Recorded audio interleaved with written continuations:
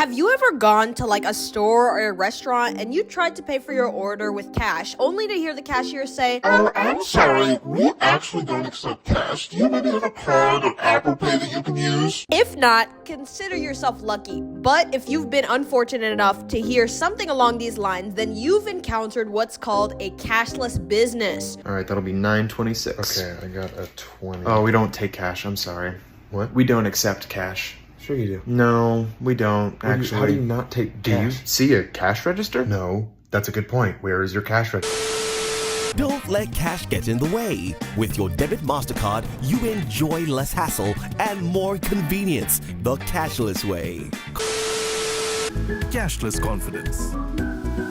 Over the years, these businesses have become more common. As physical currency declines, electronic payment methods like credit cards and digital wallets have taken its place. In fact, the dollar bill is actually slowly going extinct, and the number of people who actually use physical cash has decreased significantly, very much so over the last decade. In CNBC's video, Will Digital Payments Replace Cash in the US? They explain that nearly a third of US adults say that they make absolutely no purchases using cash during a typical week. The share of people who say that all or almost all of their weekly purchases are made by cash dropped from 24% in 2015 to just 18% in 2018. Veronica, how much was it that I owed you? I think it was 20 something. Just send me 20. Cool.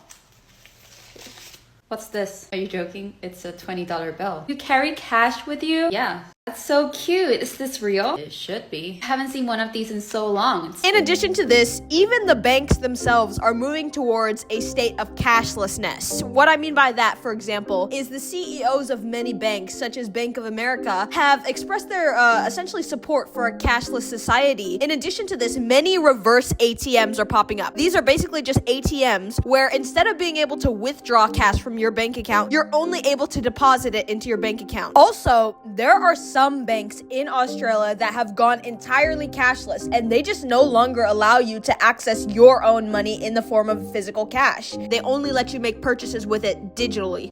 Hey there. So, it's been 24 hours. Got my money? You know what? Just give me till next Friday. I'll have it for you. Oh, that's funny. I could have sworn I said have it today. Yeah, I don't have it. Sorry. Oh, well, all right then. That's good, OJ. Certain societies, especially those in Scandinavian countries like Norway and Sweden, are close to being fully 100% cashless. Well, Nordic and Scandinavian countries are leading the cashless revolution.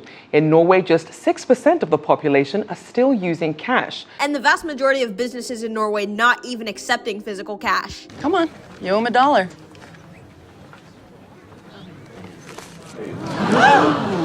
There it is! It's beautiful! Take your hat off, boy, that's a dollar bill! Similarly, 92% of all transactions are made digitally in Sweden and 91% in Finland. And the Australian government is following this new cashless trend, as it has recently passed a law to essentially ban and outlaw all cash transactions that exceed $10,000. Australians could face 2-year jail sentences and fines of up to $25,000 under proposed laws that limit the use of some cash transactions to $10,000.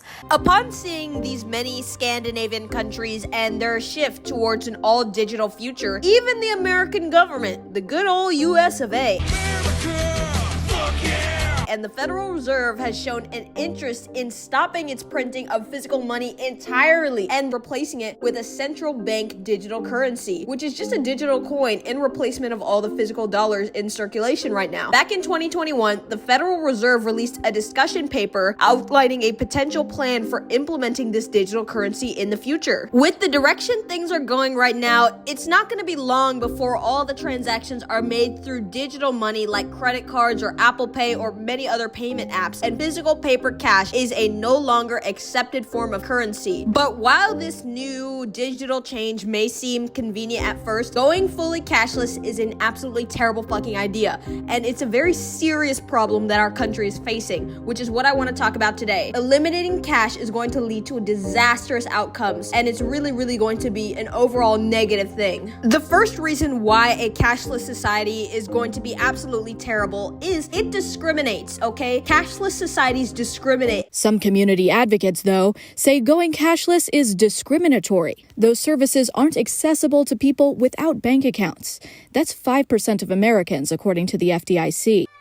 We don't take kindly to your taps around here. When it comes to a physical dollar bill, there are essentially no requirements you need to reach in order to spend that dollar. If you have it, then you can go spend it regardless of who you are. In a cashless society, however, in order to obtain a credit card or a debit card, you need a bank account, which is something that's not accessible for many, many people. Well, to have a debit card, you have to have a social security number, an address, a valid ID, and a utility bill. I wonder who wouldn't have any of those things. Homeless people, immigrants, people who are trying to escape a situation of domestic abuse, who are having their documents held against their will. Unless you share an account with an adult, all minors cannot open a bank account and therefore are unable to make a purchase in this cashless society. In addition to this, there is always a minimum amount of money that you must keep within a bank account, and people are not allowed to have a $0 balance in their bank account or else it will get shut down. What is this? You're making me pay you to stand at the cash register? What is the meaning of this?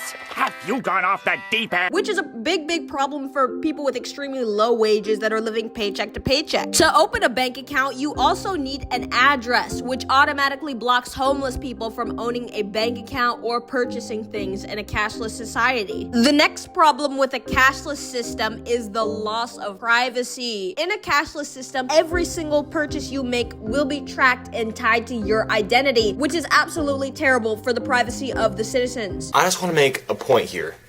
The government truly is watching us. Imagine living in a world where the government tracks every single purchase you make. Every time you get a drink or a bag of chips, it is documented by the NSA, the IRS, or even maybe the Federal Reserve. Imagine a Big Brother Orwellian type of system where your financial history is constantly monitored by corporations or even the government. This would become a reality should the Federal Reserve's plan for a digital dollar come to fruition. If governments are able to track the purchases of individuals, then they would be able to find out information about that person's lifestyle, their political activities, any health-related expenses, and much more.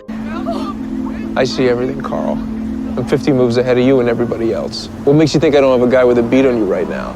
This obviously raises major concerns about the potential for the abuse of power, like governments targeting individuals based on their spending patterns, political donations, or beliefs. Another aspect that we need to take into consideration is the loss of financial autonomy. When you pay for something using physical cash, there is nobody with the ability to stop your purchase. But if you use a credit card or a payment processor, you are literally at the mercy of the banks. You are at the mercy of the big banks. A physical dollar bill is printed by the government and it's sent out into the world, and you are using something that is made directly by the government. However, let's assume that there is no digital currency made by the government. Let's assume that the digital coin does not come to fruition. If there is no digital coin that ends up being made by the government, yet we start to live in a cashless society, do you know what that means? Do you know what that means? That means that all the digital money is controlled by private, unelected banks. Private third-party banks or payment apps are given a tremendous amount of power in this hypothetical situation.